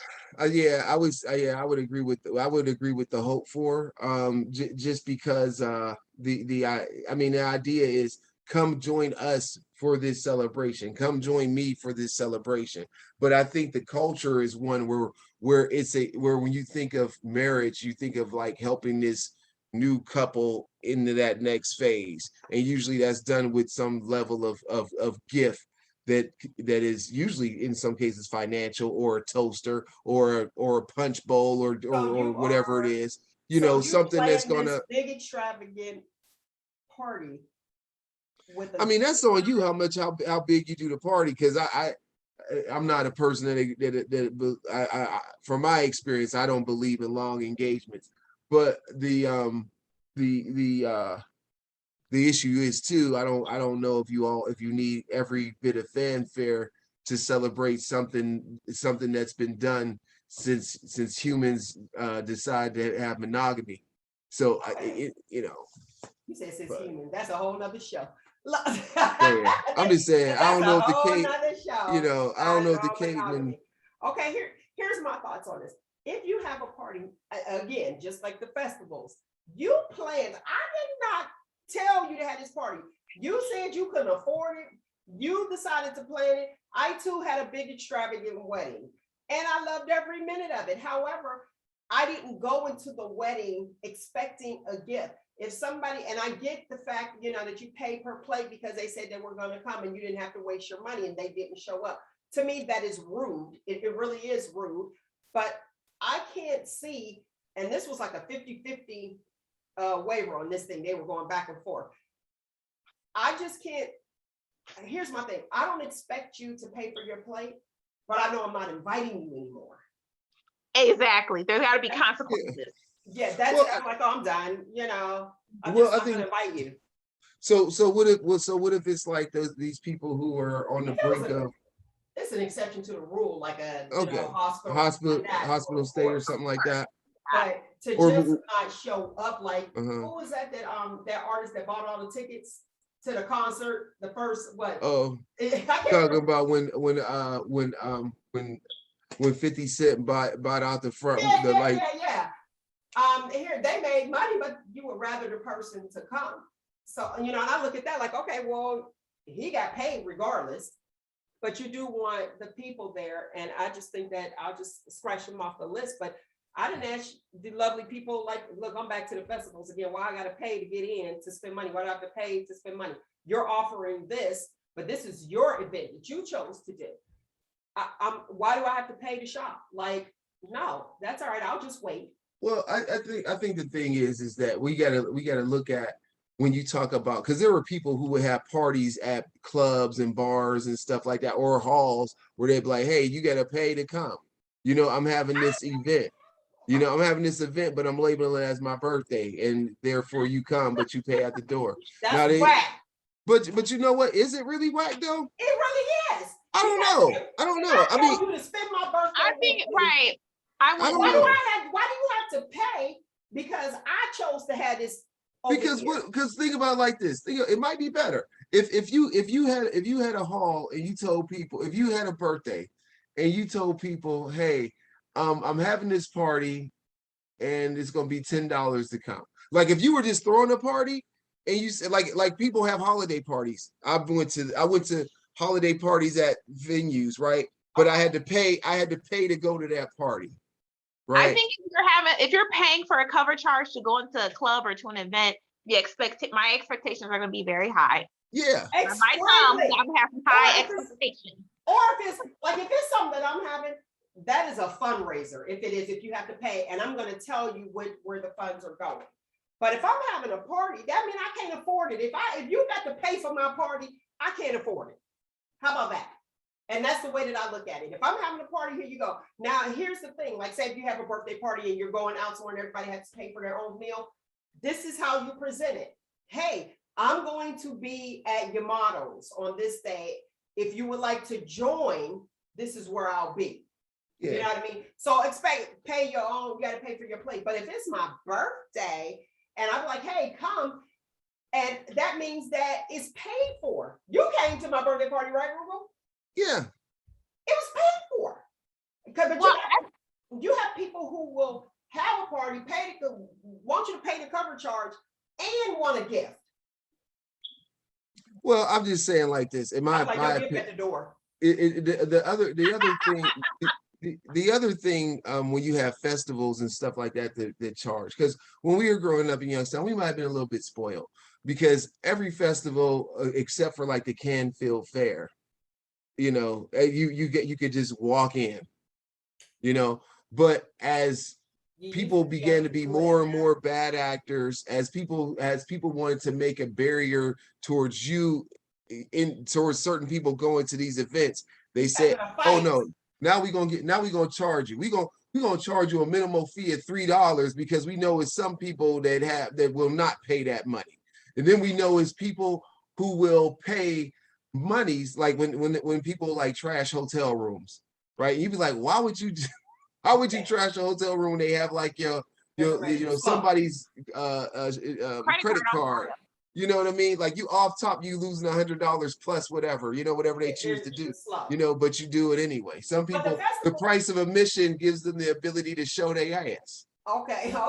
Some festivals, like back in the day, the African Culture Festival that was downtown Youngstown, you did not have to pay for, but they started doing the cover charge so that it could cut out some of the riffraff or parents just having a babysitter dropping their children off and not being there with them.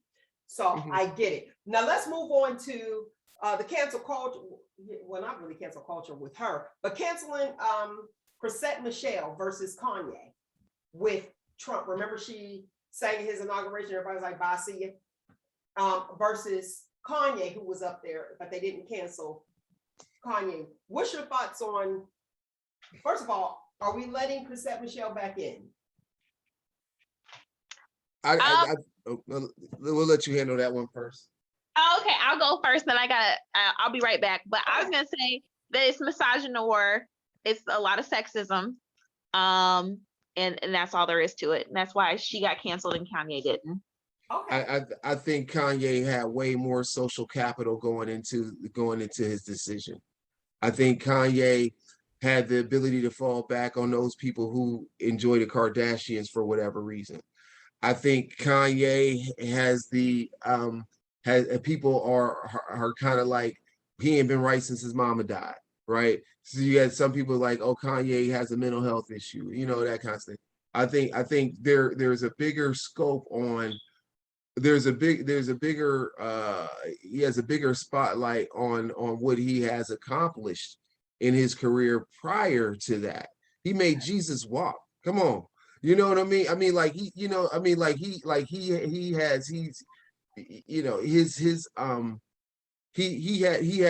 more social capital than her to be able to do. I just think she was in a place where, too soon to be, she could be canceled because nobody even hardly knew her.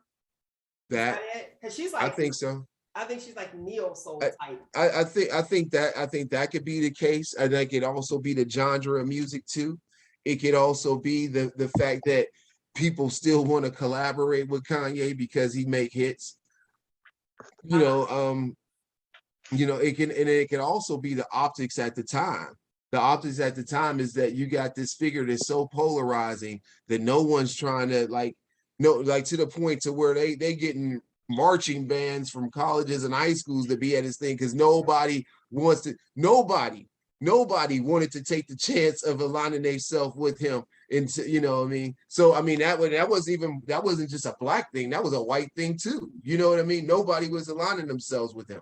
You know, so the thing was that it kind of seemed like she was like, well, he's paying me, so I'm doing it, you know. And it's like, yes, you know, it was she viewed it as a job.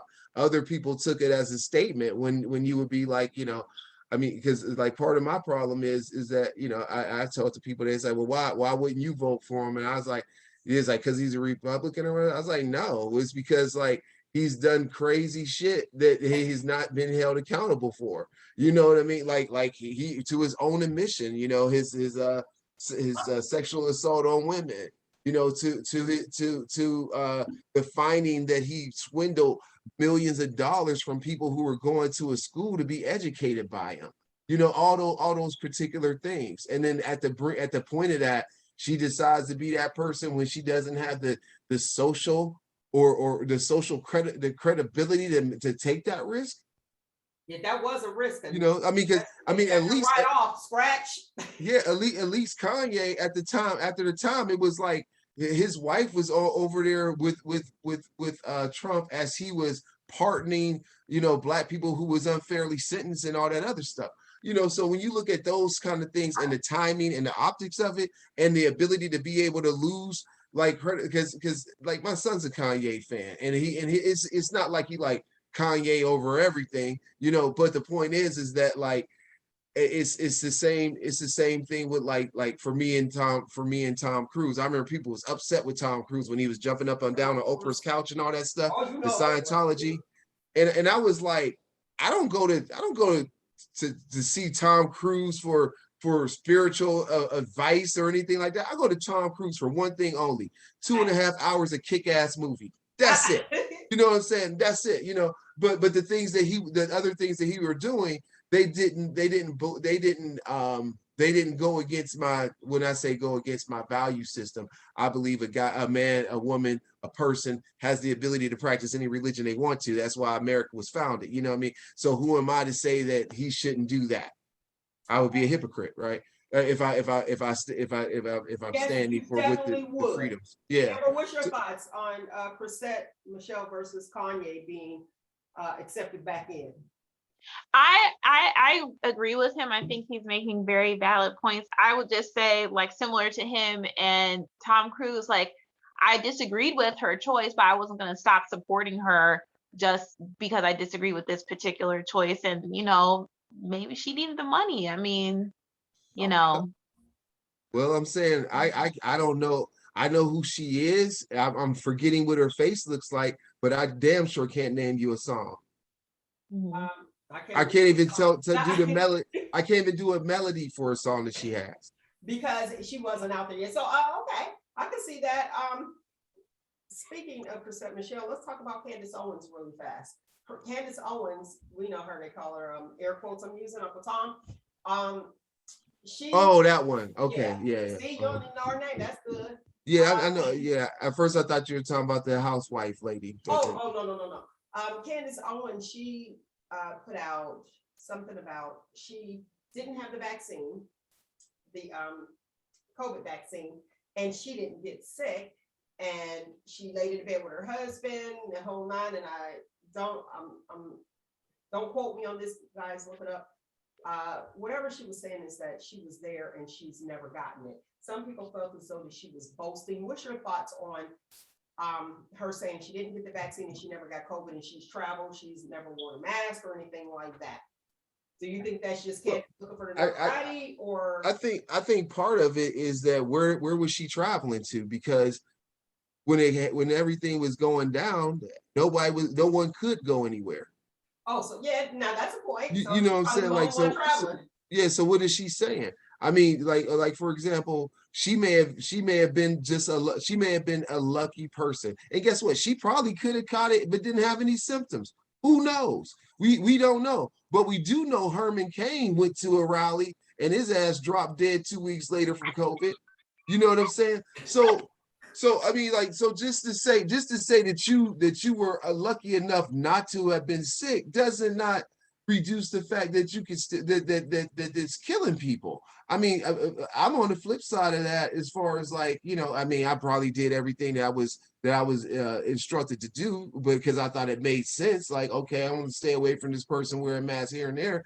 But even with those precautions I took, I did not get it. But when the vaccine was made available to me, I took it. You know what I mean? Because guess what? I can still catch it, but I don't want to be on a respirator. Okay. I'd rather take it and be at home coughing for a week or so than to be in a hospital don't know if I'm gonna live or die, inverted on a respirator. That's my point of view, you know. But for every person like her, there's almost 700,000 dead Americans, you know, and there's been so many other people hospitalized and disenfranchised and every other eyes from this disease, from this sickness, you know. So I mean, she's lucky. She's the lucky one, because even with her saying that, the president of the United States in Donald Trump, one of the most protected men, if not the most protected man on the globe, still got it. Okay, there you have it. Now let's go with this here gas prices. The gas prices has gone up. I'm confused because remember years ago, gas was like 98 cents, and it was 103 and maybe like 106. And then it was like, oh, we're in war, you know, the war's going on. That's why the gas prices need to hike. Now we're out of there. War's over for us. Why is the gas prices constantly increasing now? What you got? Basically, I think this is a tactic by big oil to ensure that there's no that the Democratic president fails because people feel the pinch in their pocket. This is a response from the pipeline being shut down that they wanted to build, and also this is I believe in conjunction with that, this is a holiday weekend, the last holiday weekend of the year, and gas prices did happen to jump probably about 17 cents, I believe. A lot. Look at me like a lot. When it hits that next dollar, a lot. Mm-hmm. Yeah. But that's my answer. Okay, and what's a tenth of a penny? What's a tenth of a penny? You ever notice that? It'll be like that's the penny. 9/10 of a penny or something. Like that's another penny. Like we're going up 309. I looked at the regular rates in this area. I was like, wait a minute, what are we doing? We pulled everybody out. So how do you feel about us pulling our soldiers out of Afghanistan? Let me say this. Let me preface it with this. President Trump he started it. He was starting to pull our troops out, and Biden just completed it. And everybody's giving Biden the business.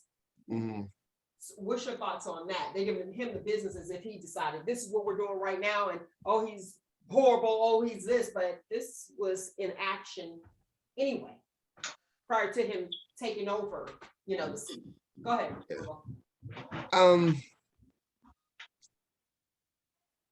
A lot of people argue that this is something that we should have never done starting 18, 19 years ago. That it was like, why are we? The 9/11 is what started it, right? Yeah, but they were saying that Afghanistan had nothing to do with that. Like, you know, from what I understand. But the whole thing is that, like,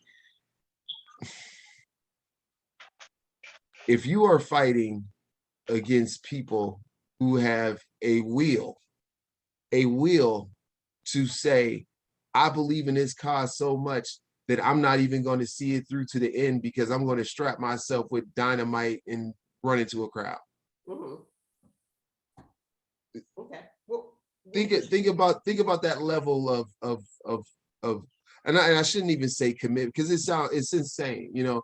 But the point is that, like, when you are and they say that, you know, people are being that sometimes people get to that point of being radicalized, you know, they would not have been that way if not influenced or forced into a certain type of lifestyle or whatever.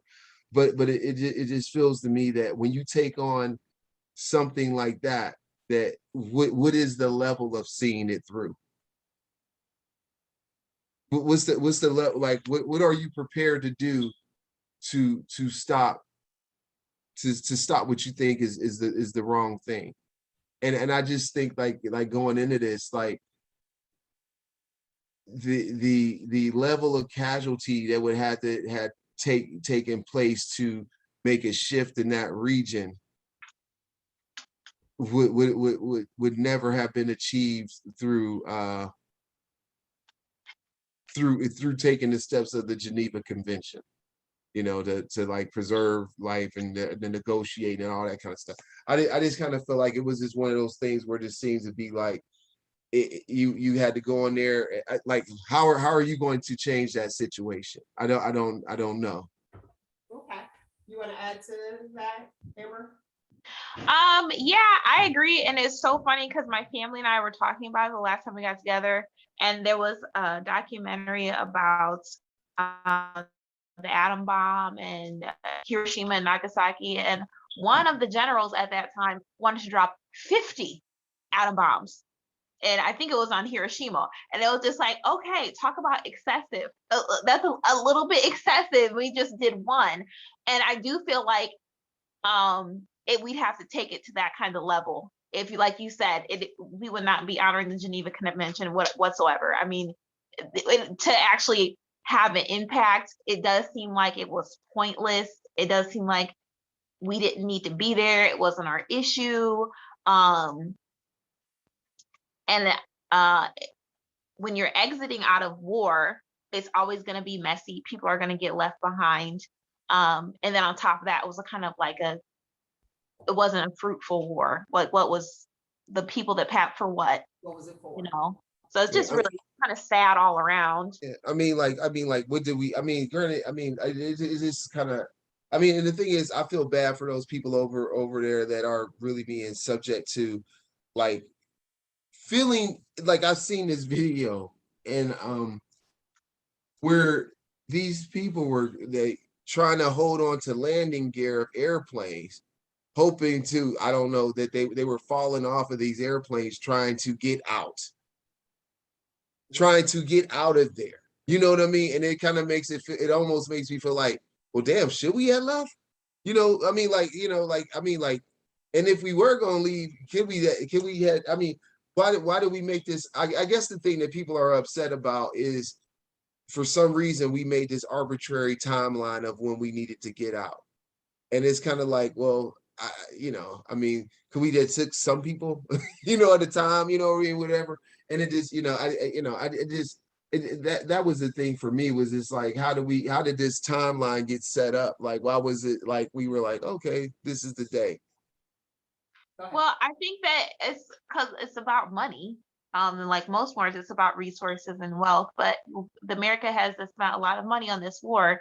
And while we've been busy at war, we have other countries, Asian countries, who are outpacing us academically, outpacing us with infrastructure, outpacing us with innovations. Like, America is no longer number one in an objective, measurable manner.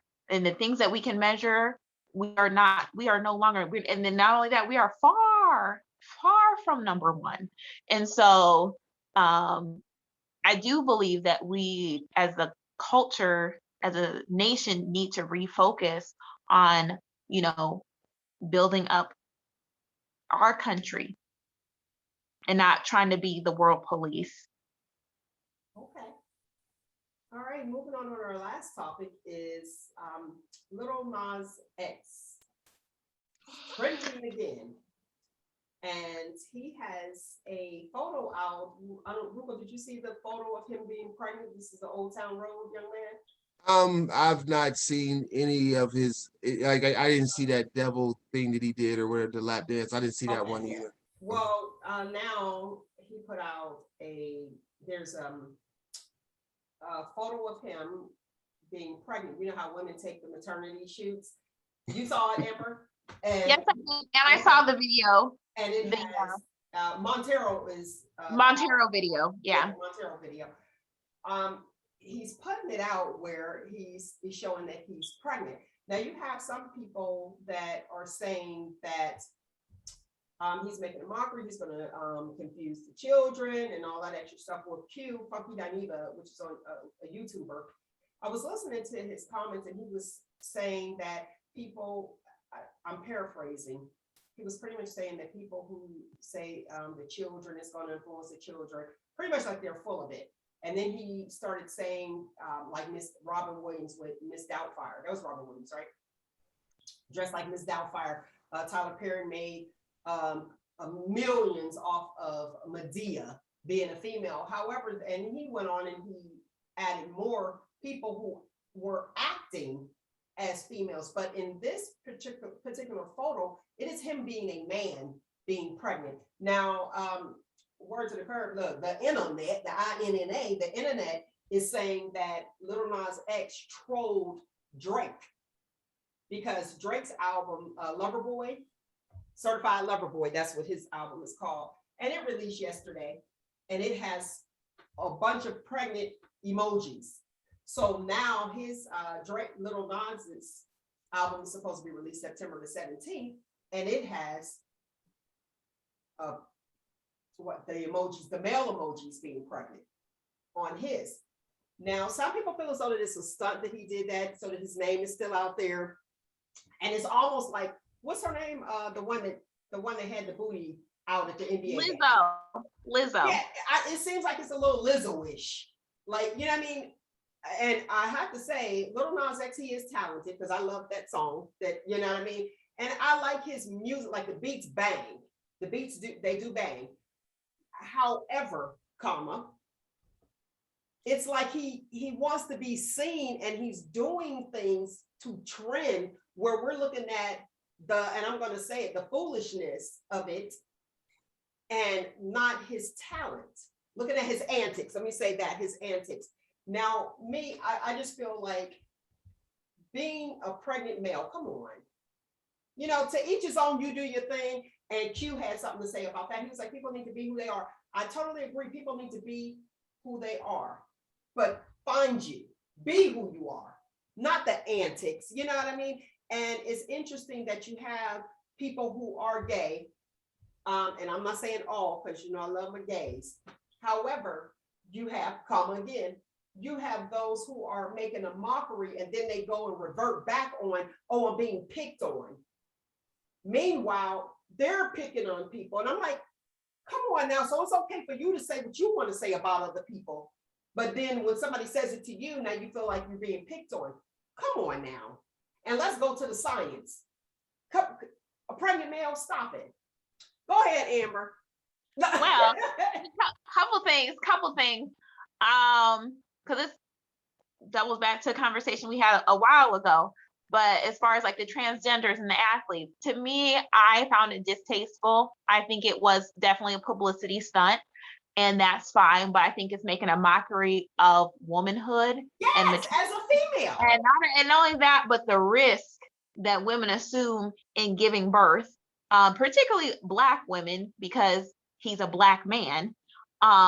It's making a mockery, it's making it a joke. It's something that is already not taken seriously in the Black community. Like pregnancy and childbirth and creating another human being is a big deal and should be treated as a big deal. And it's not already in our community. And then on top of that, he's making a joke out of it, as if it's for play, when Black women experience the highest mortality rates.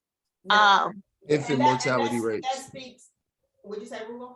Infant mortality rate. And childbirthing and mortality from childbirth as well.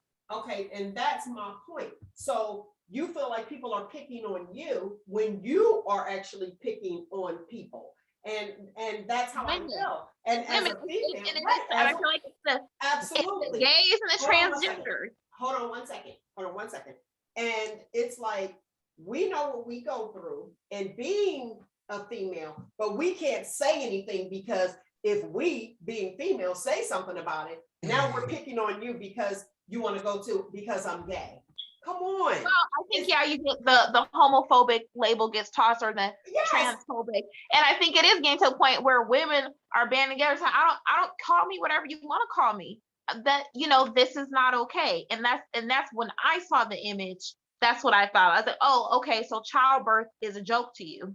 And see, and here's the thing. Funny. Roogle, you know about white fragility.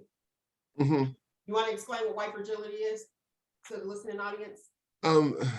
Basically, the for example, to put it in the real terms right now, is all these people going around at school boards talking about, you bet not teach critical race theory. Is it at its heart? So what it is the it's pretty much the inability of white people to be able to cope with issues that impact minorities or people that aren't them. Now, with that definition, is it getting ready to be a heterosexual fragility? Is that getting ready to be a thing? I mean, it's already been called into question. And that's crazy. And they, you know, people say toxic masculinity and different things like that. And it's You know, almost like, okay, I can say what I want, but you can't have a response to it. Only I can. That's not okay. And I'm with you 110%, Amber. I felt like it was a mockery.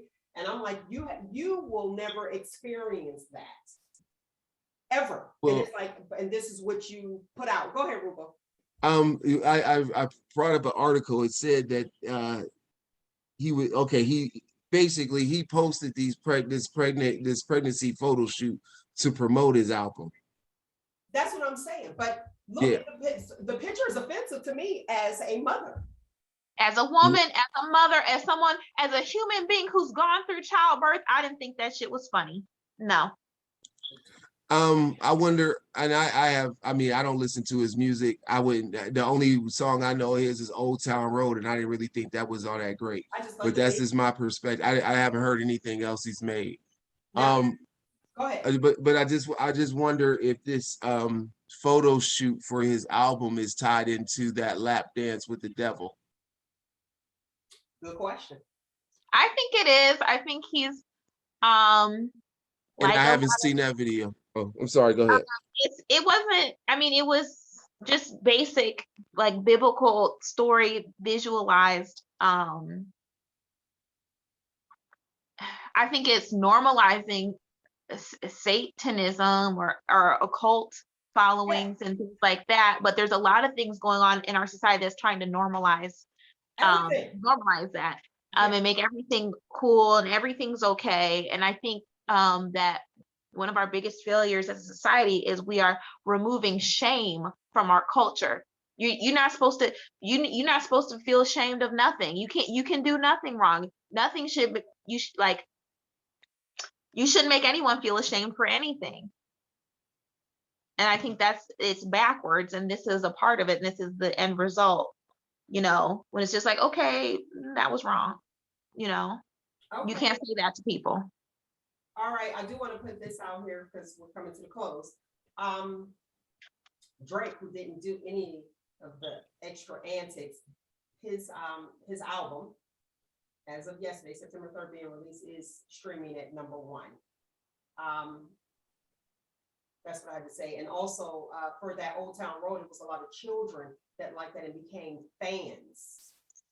And it's like, okay, so that's probably why they're saying it gives children mixed messages. You know what I mean? While other people were saying men can't have babies, even though you have your Tyler Perrys and all of them that are acting, and they played women roles.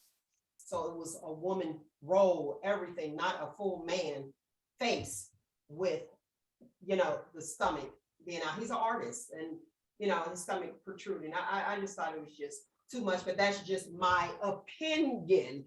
All right, lovely people, we are coming to the close of today's show. Thank you, Amber, for coming on, and Roogle, the movie guy. Always thank you, the co-host, being present, especially on your anniversary weekend. So I truly appreciate you. Okay. Today's footnote is "It's okay to be you," which is my slogan. However, you have to be held accountable. Accountability is everything. So in everything that you do, just understand that you are accountable. And I want to say this too. There's a lot of celebrities. Well, I think it was Charles Barkley too, that said he wasn't a role model when he spit on the fan or whatever it was some years ago. Well, he accidentally spit on a little girl.